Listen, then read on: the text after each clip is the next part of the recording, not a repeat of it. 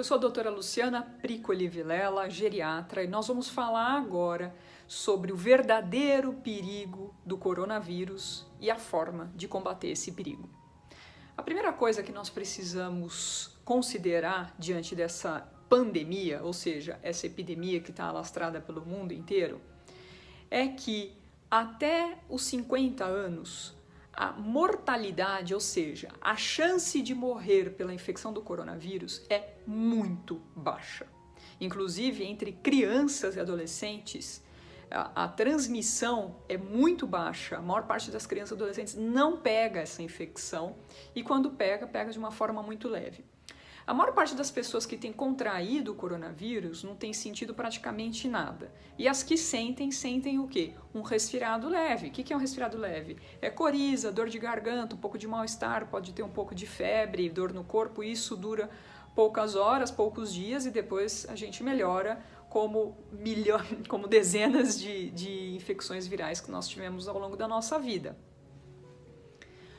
Quem tem real perigo com essa infecção do coronavírus? As pessoas mais velhas, por isso que eu, como geriatra, preciso comentar isso. A partir dos 60 anos, mas principalmente 70 e mais ainda a partir dos 80 anos, a chance de morrer por infecção de coronavírus aumenta um pouco. Pode chegar até 8% daquelas pessoas nessa faixa etária podem morrer de infecção.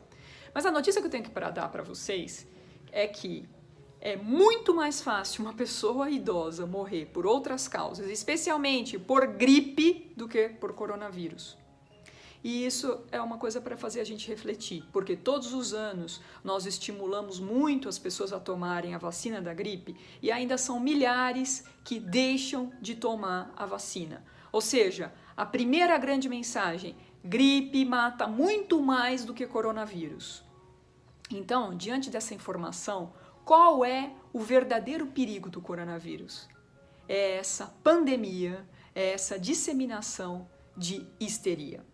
Isso sim é preocupante, porque as pessoas começam a consumir excesso de informações, só pensam nisso, toda hora estão olhando quantas pessoas estão contaminadas, quantas pessoas morreram, quantas pessoas estão assim, estão assadas, e todo mundo começa a entrar num estado de neurose coletiva, ou seja, todo mundo começa a achar que o fim do mundo está se aproximando. E a verdade é que nós nunca estivemos tão bem preparados para enfrentar a infecção por um novo vírus, uma nova infecção. Por quê? Nunca a gente conseguiu tão rapidamente já isolar o vírus, depois descobrir todo o seu genoma e iniciar pesquisas seríssimas para o desenvolvimento tanto de vacinas quanto de remédios antivirais que possam ajudar durante a infecção desse vírus.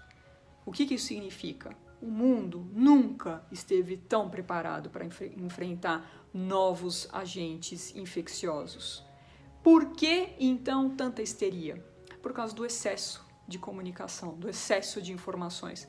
Eu estou dizendo que as informações são ruins, são negativas? Não, mas é preciso, como tudo na vida, saber usar e saber ter medida.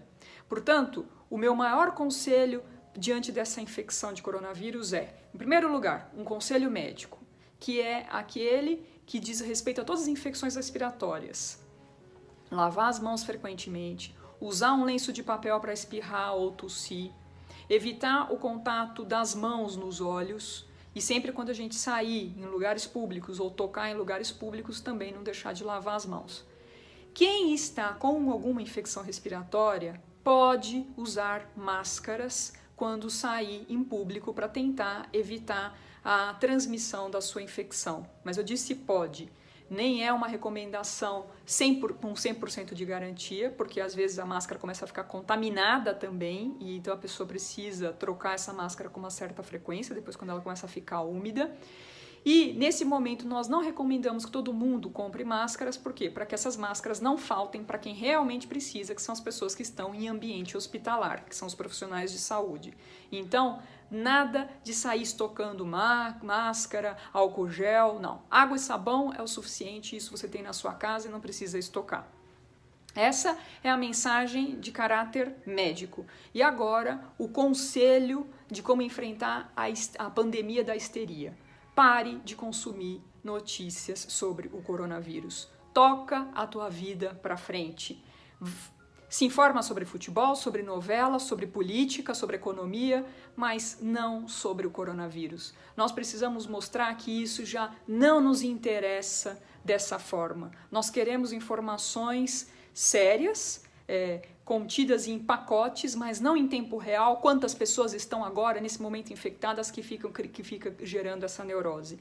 Então, saiba disso, transmita isso para os seus familiares, vamos serenar, porque o mundo não está acabando.